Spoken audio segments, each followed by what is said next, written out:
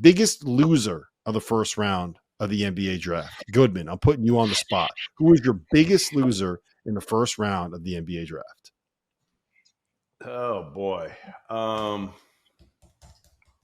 Come back to me in a sec. Come back to me. I think it might be Phoenix with taking these two bigs. I don't quite understand it, right? Didn't they get Malawach and then they traded for another 7-footer? Yeah, they got Mark Williams. They gave up the 29th pick in the draft for Mark Williams. Gave up another first rounder for him, and they got Vasily Milicic or something like that. I don't know how to pronounce the guy's name. They got another guy back in the trade. So you were right, Randolph. They got somebody back, but yeah, you're going with the Suns, Goodman. Yeah, I'm just not. I don't understand it. I don't understand why the hell you're taking two bigs when you already have.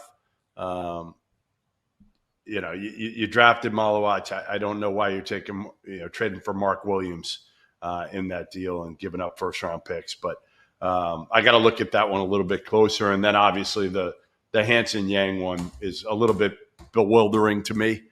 Taking that early if you're Portland, don't quite understand that one either. Henson, biggest loser of the first round. Just upon initial, I mean, I wouldn't call him a loser, but maybe with Brooklyn having all these picks and not really using them to go get what we think may be an immediate impact guy, with Traore, right, who's a raw player, and Denman, who has his deficiencies, but he's a top 10 pick. So we were kind of shocked about that one. So they reached for him. So maybe Brooklyn, but we'll see what they do with the next two picks. But 4 picks in the first round and not grouping them together or trying to move around or move up or down, it's interesting. Doesn't make sense. Randolph? Yeah. Colin Murray Bowles. Yeah. We talked about going there. I mean, that was Drake Powell. Drake Powell going to Yeah, we'll get to that in one second. Well, yeah. So the biggest loser for me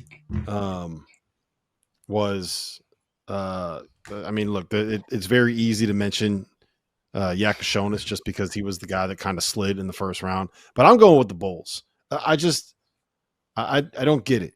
I don't get the direction that they're going. It feels like with some of the decisions they made in the offseason, they're trying to be a team that can win now, right?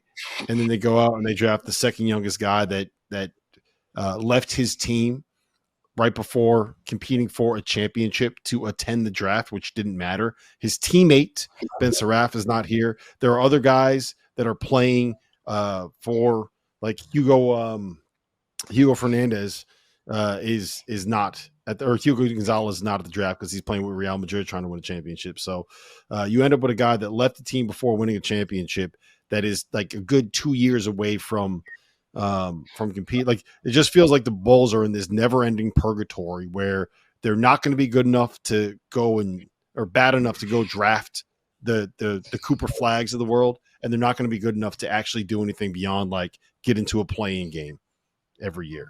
They're just stuck in that, like, they're the 18th best team in the NBA purgatory, which is the worst possible place for you to be. You just don't matter. And they're the Chicago Bulls. I don't get it. Goodman, who